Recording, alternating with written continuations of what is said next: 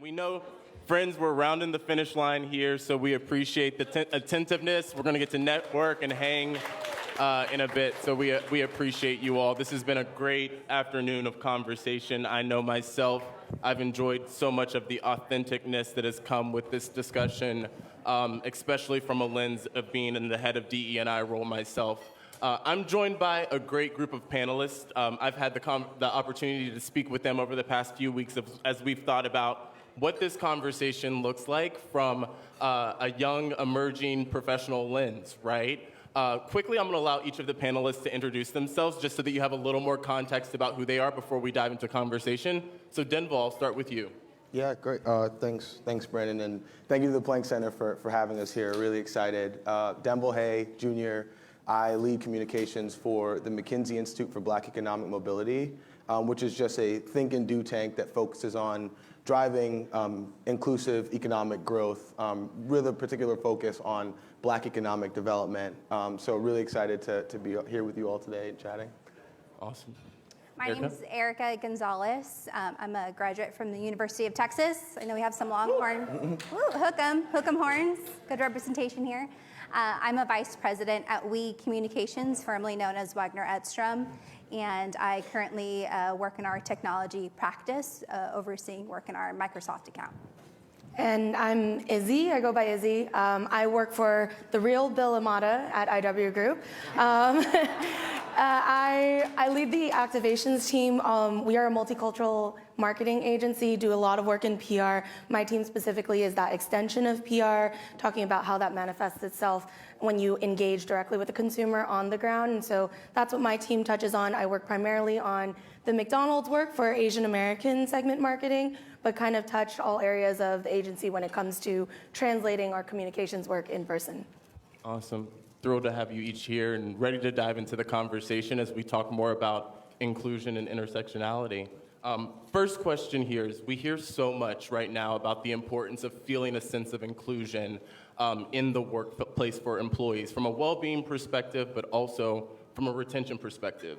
You know, what are each of you seeing or hearing as it relates to this topic that's either working well or not working well? Denvol, let's start with you. Yeah, I think that's a great question. I think one of the things that I've seen that's been working particularly well, and I want to say it's come up a number of times in discussion, the discussions here today, is really sort of the idea that we need to kind of disaggregate this approach to diversity, equity, and inclusion, and disaggregate sort of how we think about the various groups within that we're really looking to support when we talk about diversity, equity, and inclusion. And I think a lot of that push is being driven by companies, many of which who have made commitments to drive more equitable outcomes, realizing that this is actually kind of a tough task to do if you're not being super intentional about what you're trying to do. And I think a lot of that starts with taking the time to understand the nuances and the different lived experiences of many of the groups that we talk about when we say DE&I. And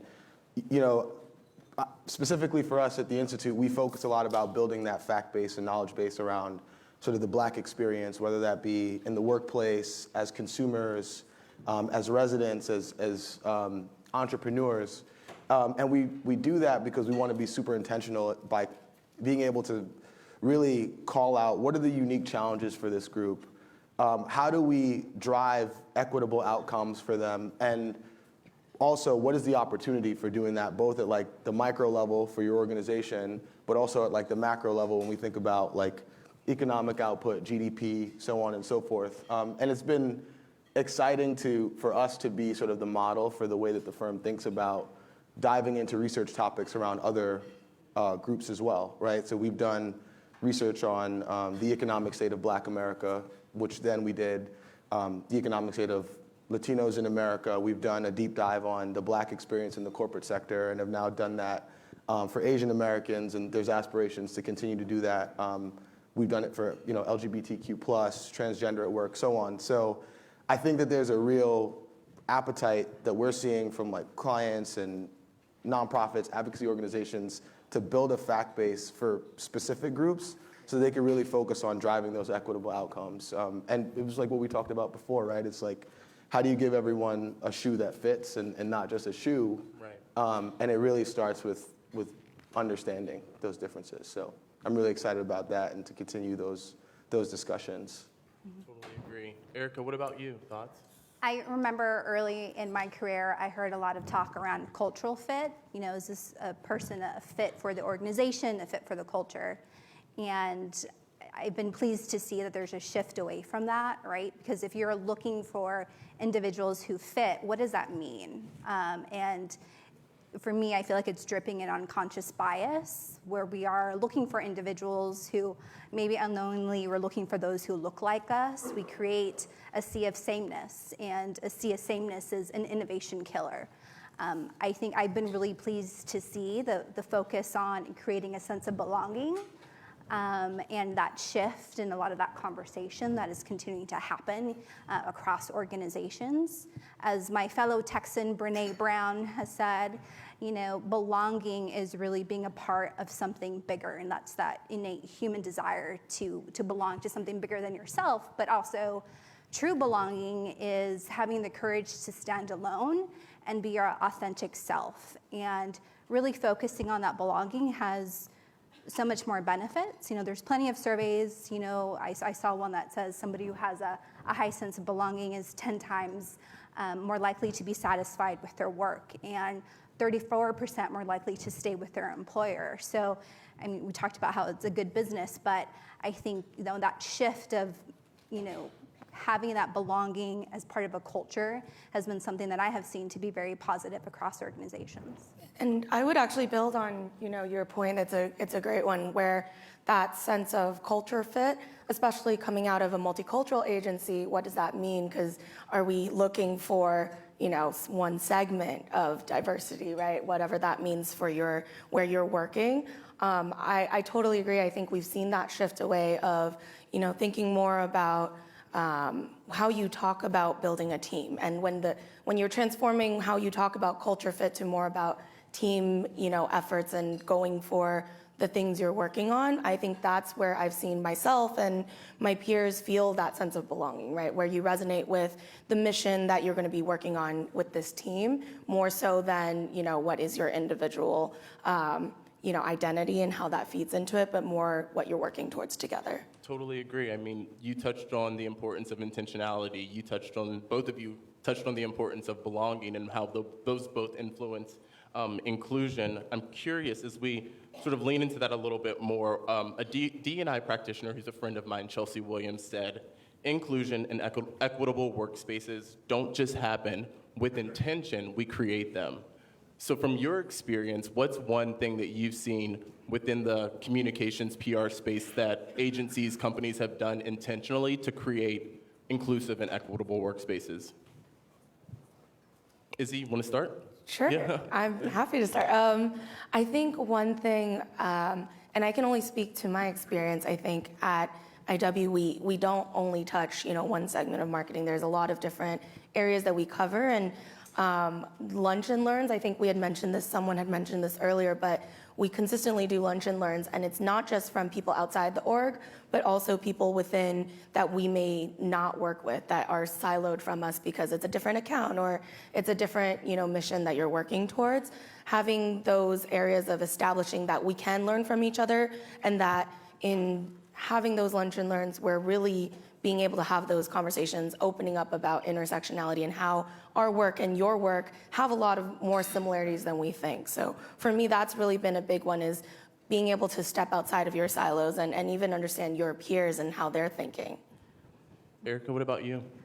I think I first acknowledge that we talked about a lot of research around how there's a lot of work that needs to be done. And I think especially from a PR agency perspective, there's a lot of work to do. And I think, you know, what I've seen to be successful, and something that I tell my teams of, like, asking for help is not a sign of weakness, it's a sign of strategic thinking. And, you know, I think that's important to have that self-awareness of, like, your blind spots, both as an individual and as a company. And one of the things that I have seen to be effective is when, you know, corporations and organizations, and me myself participating, and when we have third-party organizations or consultants who come in to help facilitate these really tough and tricky conversations around, diversity and inclusion, and really to help navigate and provide that expertise, especially when a lot of organizations are in their infancy or in the beginning, or really just trying to navigate, a really tricky conversation. And so relying on those, consultants can really help foster some of those really great conversations and trainings, and really build those programs. Kind of like to the earlier point that, it's not just one person that does it all. Figure out how you're connecting with others to move progress forward. Definitely. And it's a lot, right? Like, especially, like, I come from technology practice. I do not do multicultural PR day in and day out. And, the intentionality is there. Like, I want to have good conversations. I want to foster those conversations with my team. But if this is not a skill that I develop day in and day out, like, there's a lot of vulnerability and areas to navigate. So I find it incredibly helpful when we have those experts who come in who help foster a helpful conversation and really provide the tools and training and serve as that, middle person to allow, the conversations to happen. Denvol, I'm going to throw this next question to you because we've talked a little bit in this room about intersectionality, right? I think as an industry as a whole, sometimes folks hear intersectionality, right, and it gives them a little bit of anxiety, a little bit of angst around, like, what does it mean? What is its purpose? Your thoughts on why there's maybe this anxiety or angst when it comes to the conversation or topic of intersectionality? Yeah, that's a good one. I think it is, let's just be honest, like it is a complex thing that, to think about the intersection. I think we're still in early days of understanding groups on their own. So to throw in that extra dimension of intersectionality, I think is something that organizations are aspiring to tackle, but, just like with any of these other things, they take a little bit of time. And I mean, I think we're also arguably not in the most forgiving environment, I guess, for getting some of these things wrong. But I would say that what I've seen be most effective is just taking a step, right? And even if that step is an acknowledgement of the work that needs to be done, or even an acknowledgement of not even really knowing where to start, and having that, I don't even know if the word's vulnerability as an organization, but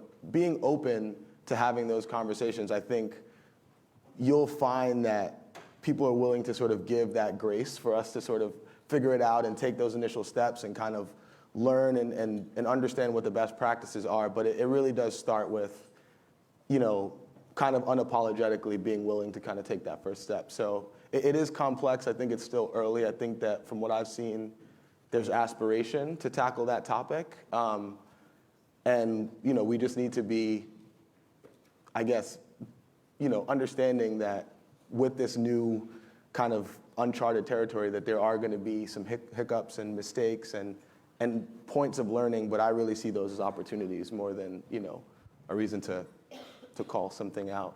Yeah, I mean, I totally agree with you with the opportunity piece. I think one of the themes that we've heard here is asking questions, acknowledging when there's something that you just don't know and that you're seeking information for. And I think, to your point, intersectionality is such a complex topic. Yes, there's a definition associated with it, but as we grow deeper in our understanding, knowing when to raise your hand to seek additional guidance is incredibly important. Erika, I do want to get your thoughts on it because I know that this is a question that you were really, really passionate about. Yeah, I mean, just adding to what Denvol said already is, intersectionality really hits on an identity, and identity is personal and it's complex. And, in my experience, a lot of people, young professionals, are really eager to have these conversations in the workplace, but there's a sense of fear, right? Of saying the wrong thing, not getting it right, but really coming from a place of good intention. And, cancel culture is real, and the shame of being canceled or called out is real, and I think is sometimes a barrier to these conversations in the workplace. Activist and Professor Loretta Ross has coined this term, a calling in culture, which I really love, that concept of, instead of being quick to call out individuals, how are we creating that culture of conversation and compassion. It's the antidote to the canceling culture. So how are we creating those opportunities? Because we need allies. We need white allies in the workplace. And if we are extending that grace, that you hit on, Denvol, and encouraging those opportunities, we're just helping the collective good for total world transformation. TWT. Izzy, this next one's going to you. I mean, we're the emerging leaders group here, right? We talk about the workforces, the generations of the future. How can maybe older generations and emerging leader generations better work together, collaborate as we think about catering to the generation of the future? Yeah, I think this is a great question because we've already talked a lot about how the next generation has cultivated this culture of seeking belonging and being able to express what you want and what you're looking for. And I think that's something we've heard, if candidates continue asking questions for what you're looking for, do you then evaluate? But I think what a lot of the things that have been talked about already, what this next generation seeks out is really something that maybe we've all been looking for and just not had that room to do. And so I think one thing that I've found really helpful, especially when talking to the leaders in my organization and talking about what I'm looking for, what people on my team are looking for that have expressed to me as they grow their professional careers, is raising questions of why didn't you guys do it this way when you came in? Was it systemically like this? Was it something you learned? And here's our suggestion. This is why. I think, again, to the point of speaking out, that we've heard a lot. It's not just the intentionality behind it, but also I think from our leaders and those who work above us to be open to receiving and understanding our perspective, or even the youngest generation, the newest to the workforce's perspectives, and having those conversations. But at the same time, for us who are coming with those requests, to think about why certain things are the way they are and what does it mean when we ask for this change? Because I think that's where that empathy piece comes in, right? The understanding. So I guess my advice is my leaders who I talk to, who we ask for change from, they've been really open about it. And I think I've been very fortunate with that respect. But I think that it also helps when we come with actionable items, when we see exact examples, because for many of us who are fresh, we're seeing things and we can identify it really quickly. But if you've been in it and you've been in the weeds of it, you may not realize that these are nuances or microaggressions that you weren't noticing before. So it's, I think, both on us asking as emerging workforce, but also understanding how to approach that question and conversation. Very good point. Erika, same question to you. And sort of to build on that, I'm curious of your thoughts around whether this moment in time, given sort of what happened kicking off in 2020, has really lent itself as an opportunity and opened a door for us to be able to have more of those conversations with different generations, between different generations. Definitely. I'm really impressed by the younger generations, and there's so much that I know I have to learn from them. I think, especially think Gen Z are very purpose-driven. They ask a lot of, good questions of like, what is the intent behind this, right? And keeping companies accountable. I think, Sonia mentioned of, putting your money, right? The Gen Z is very intentional around, are they supporting brands that support their values? Are they working for companies that also support their values? So they're challenging us in really great ways and thinking of questions that help challenge me, who maybe had, previous old built-in way of thinking that I developed early in my career that now I'm realizing, okay, that's not healthy at all. Like, for me, I'm a granddaughter of immigrants, and I grew up with that culture of, putting your head down, doing the hard work, and you will be rewarded for it. And it's something that I'm incredibly passionate about and grateful for. But I realized later in my career, that's great, but I am the worst advocate for myself. And it's something that I know has been talked about. And having that awareness of how my own identity impacts how I show up in the workplace has allowed me to seek out mentors and others who do a better job in advocating for themselves. And frankly, the younger generation, I feel like I've been really impressed about how vocal Gen Z is, and they make sure to ask the right questions and know what they want and really advocate for themselves in the right way. So I think just continuing to create that culture of compassion and conversation and fostering that sense of belonging will allow us to both learn from various generations. Can I add one more thing? I think you just raised something that I was thinking about the other day. Like, this generation grew up with the internet. We grew up with brands being on brand Twitter and things being wrapped really nicely. And that's why these conversations are coming to the top, because they already know how to brand themselves. They know how to sell themselves, what their MO is, what even when we build Instagram, right? You have an aesthetic on your Instagram. Everyone has already learned all of these skills. So these intentional questions really come out because we've got that part down, what's everything behind it. So I love that you brought that up, the intention piece and why these questions come to the top. I was just to build on that. I love everything you all said about the younger generations and completely agree.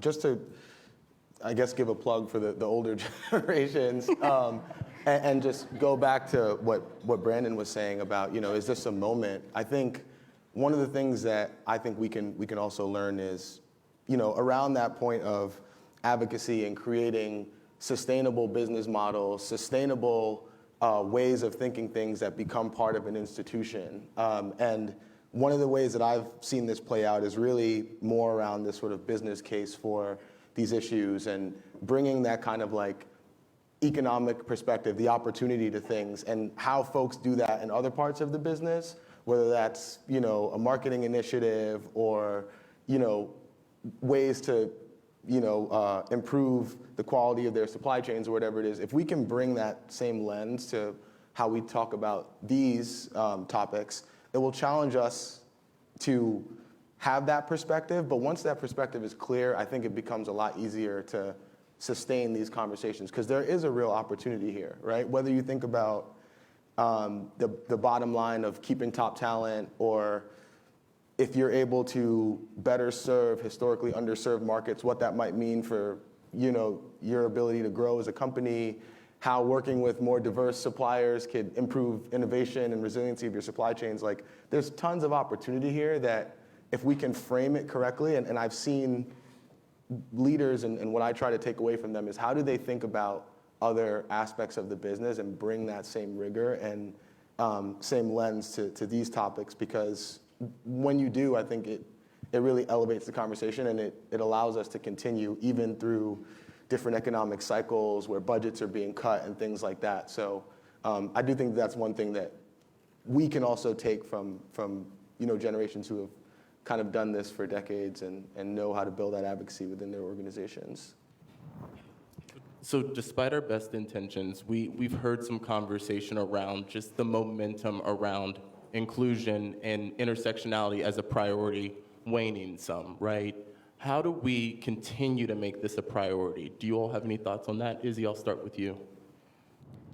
I'm actually going to defer to you guys, because I think this is somewhere that I've witnessed, but I think to understand the intentionality behind it is something that I haven't felt firsthand, at least from within my very short career, but thinking about it. But I'll actually defer to you too. Yeah.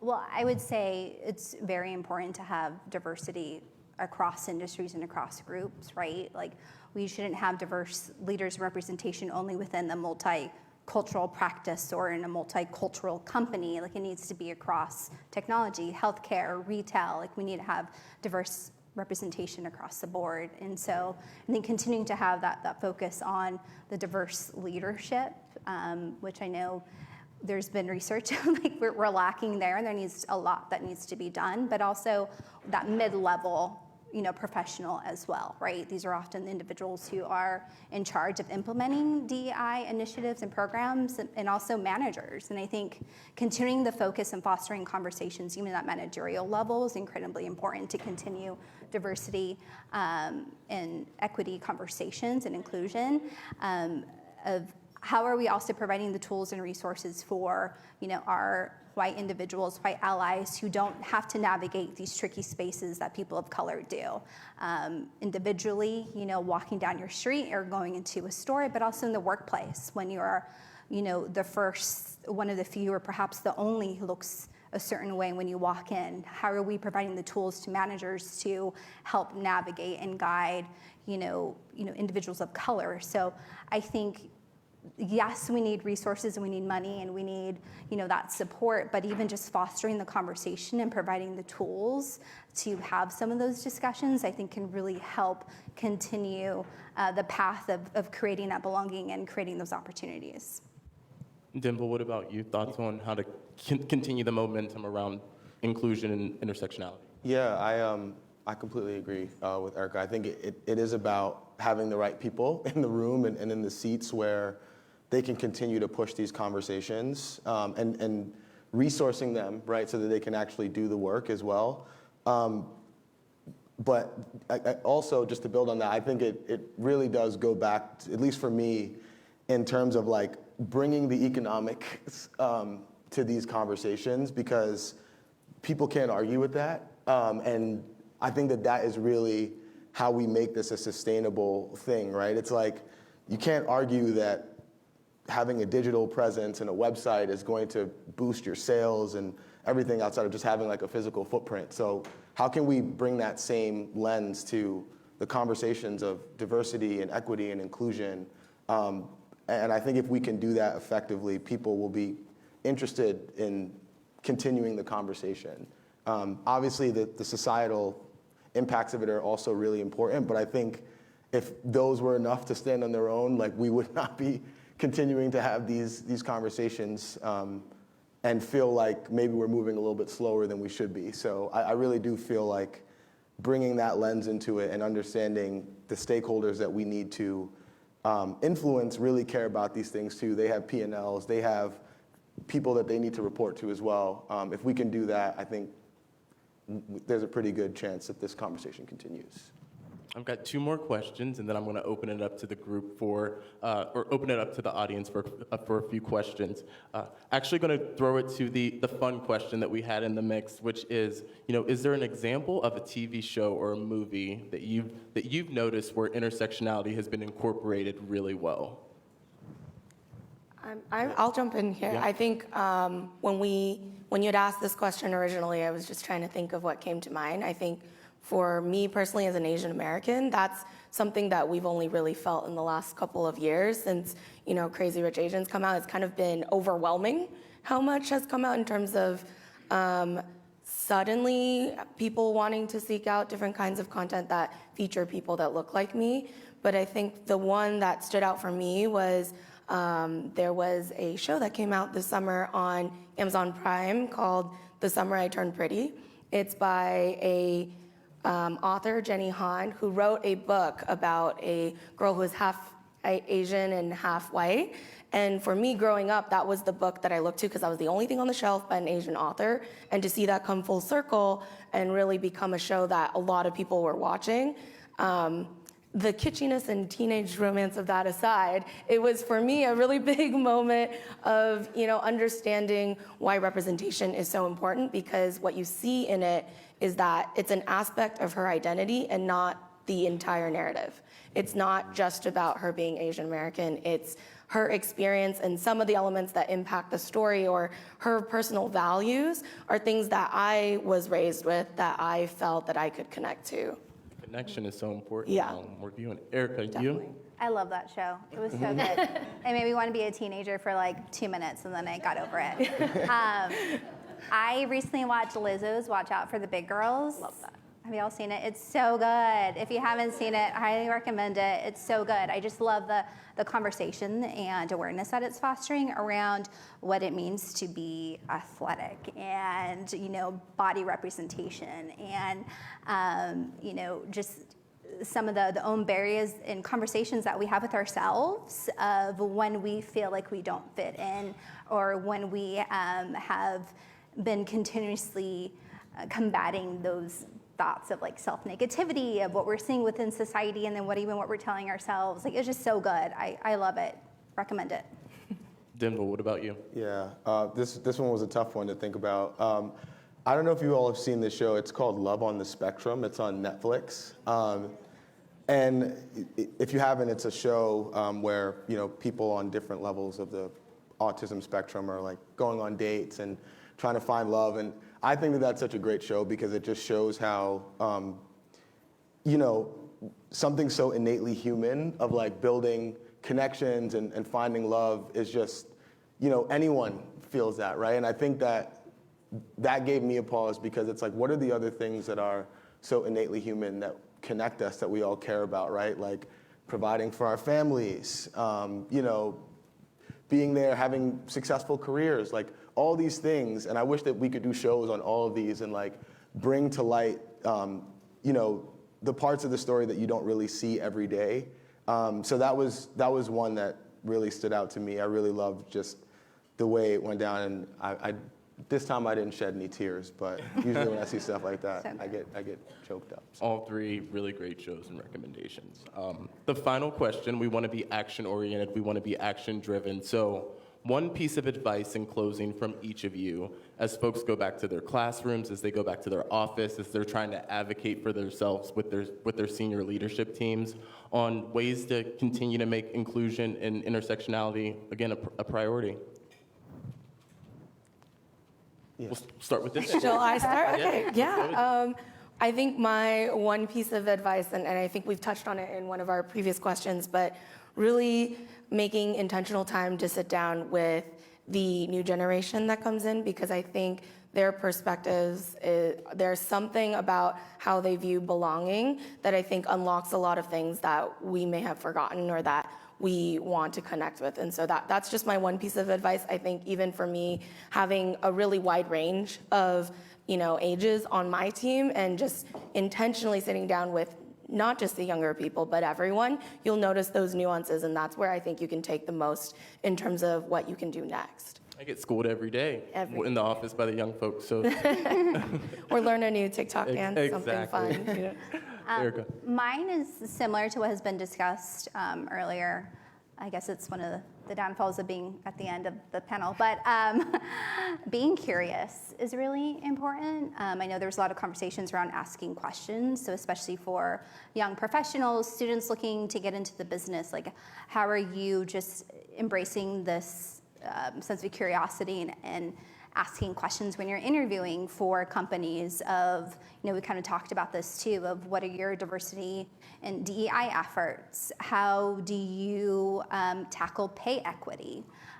What are the resources that you provide to, to help build managing skills and help managers? So really, challenging, those companies when you're looking to get in to help get that feel of culture, which I know was talked about earlier as well, and just continue to ask questions to learn that can help unlock some insights of where there's opportunities where you can help impact change. I think for those who are in leadership positions, being curious about your team, if there is somebody perhaps who is more quiet and isn't raising their hand, don't automatically assume that they're disengaged or they're not interested in the work, but take the time to get to ask those questions to learn about that individual and see perhaps it's their lived experiences and upbringing and identity that's impacting how they show up. And being curious and not jumping to assumptions, I think is impactful, as a young professional all the way up until, retirement later.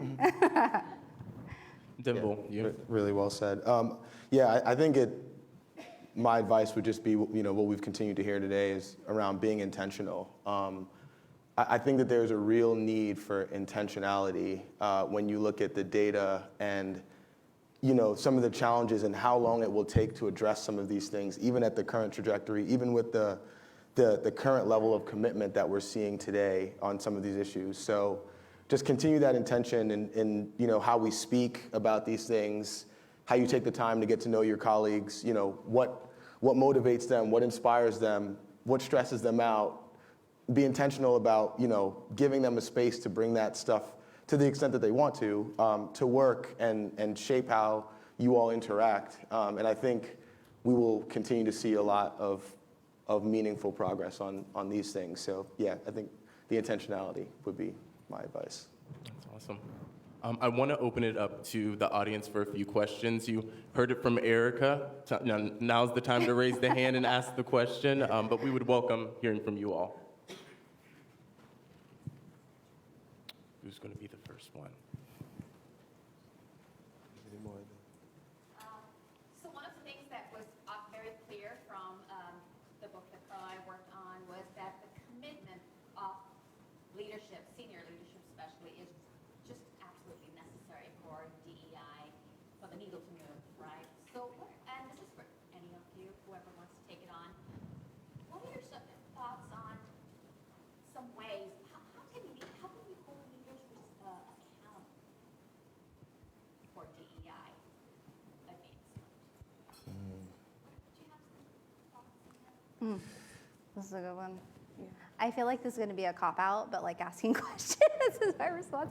But I think when I feel the pressure of being held accountable when my team are asking me really tough questions and are pushing against the status quo of something that I haven't been thinking about. So I feel like continuing to have that conversation is really important to continue to make sure that it's a priority.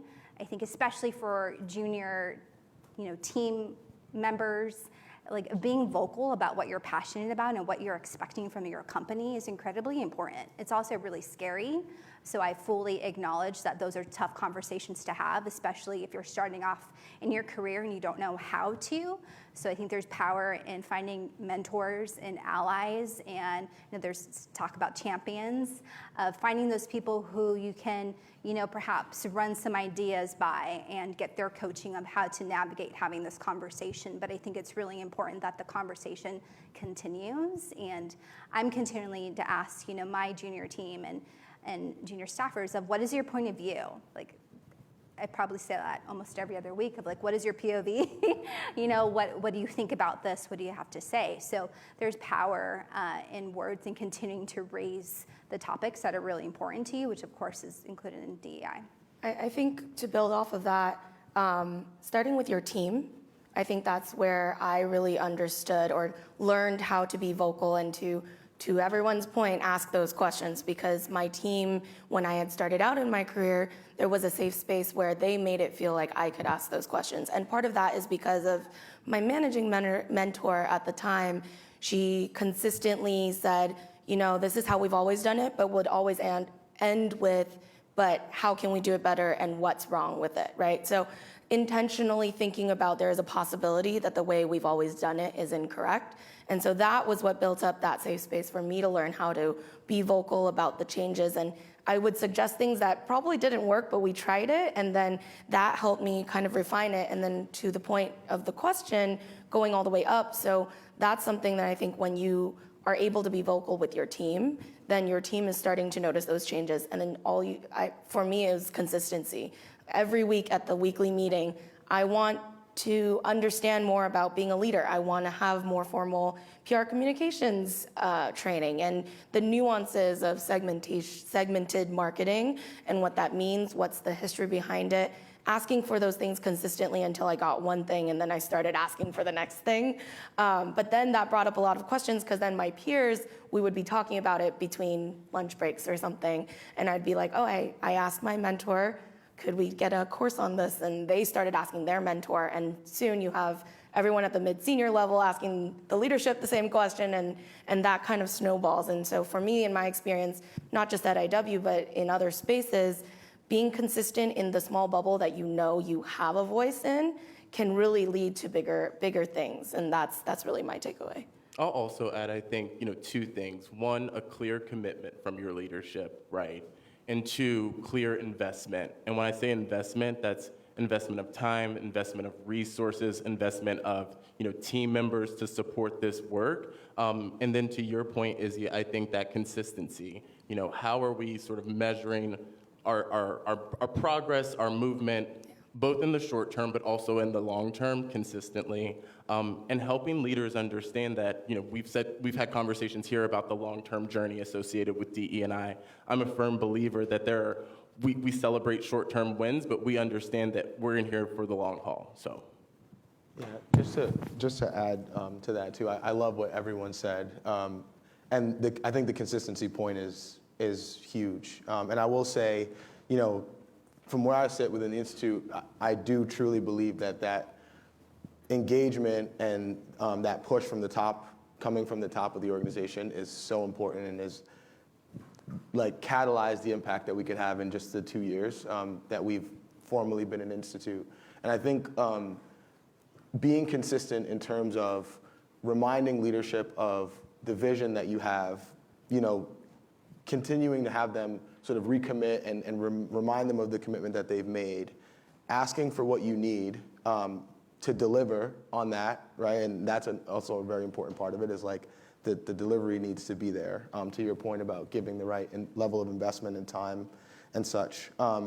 And then like continuing to raise the aspiration of what you all want to do is one way that I've seen, gets people really excited. Like all leaders want people to be entrepreneurial, right? And step up and say, this was great, but here's what we can do now if we have this much more of your time, et cetera. So I think being consistent in all those things of like setting the vision, asking for what you need, delivering, and then raising the bar of what's possible and what can be done is super important to keeping them accountable. I think we have time for one more question before we close. Over here. Hi. As we talk about just like DEI in a more general sense, like I'm curious to hear how you all are setting priorities because we can want to do 1,000 things, but realistically, how are you all honing in and setting that vision and progressing so that it is more of a long game and sustainable planning as opposed to, what I've seen with some other folks, like kind of coming in and out to have these conversations. How are you really integrating like more sustainable like objectives and goals into the day-to-day? So the question was, how are you prioritizing diversity, equity, and inclusion for the long term?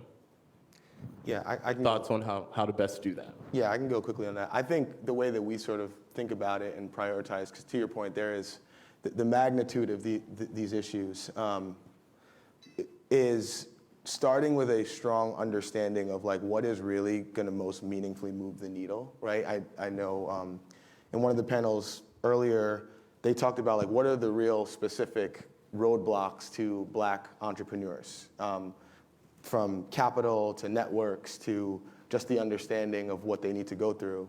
And if you understand that and you have a data-backed approach to understanding those issues, you can start to develop programming that focuses on those priority areas, right? And we've started to do a little bit of that at McKinsey in terms of how do we actually address the issues that we're surfacing in our research. So I think that that's really one way that we try and prioritize it is like really taking a data-driven approach to what are the challenges and what are the most meaningful interventions. And then we kind of just go down the list and again, reset those aspirations once we feel like, we've had some meaningful progress on those. Yeah, and to your point, I think every situation is a little different, but thinking more about in terms of why you want to prioritize certain things, I really think is about setting the expectation of what part of the needle you're trying to move. Because, to your point, there's 4 or 5 big ways that, that had been mentioned about what are barriers for Black entrepreneurs. Like if you are only able to do one, so what does that mean to focus on one aspect? What does moving the needle mean on that one point? I think for us, from where I'm coming from on our team, it's smaller. So what we can do and what we're able to implement is really evaluating for us, what is most impactful, but also setting that expectation. Like I think we can always set a reach goal, but it's really understanding what the situation and priorities are in your situation. Mm-hmm. And I would add too, how are we integrating it into our day-to-day and challenging ourselves in small ways that create that lasting impact and help shift and create that culture. There's a lot of talk about language, right? Are we using inclusive language even in how we, communicate with each other? There's a lot of talk around like a master media list, which we say a lot in a PR agency, like, let's not say master anymore. Like that doesn't feel good, like let's just say the all up list or the primary list, like things like that, which seems so minor, but can create, a lot of impact and help that trigger of like, oh yeah, let me be mindful of the language that I'm using in my day-to-day. From an accessibility standpoint, do we have alt captions when we have an image? Like little things like that of like, what is that day-to-day reminders and change that we can hold each other accountable for?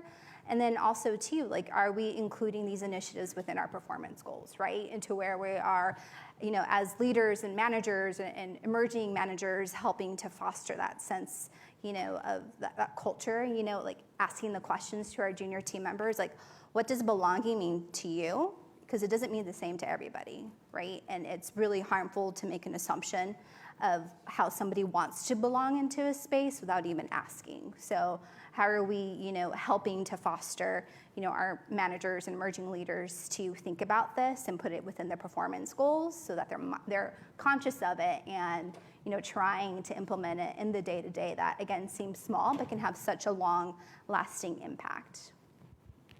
Awesome. Well, that is our time, and we appreciate you all hanging with us. Thank you all so much for your perspective. This has been really great. This is great. Great job, everybody. Great job, everybody.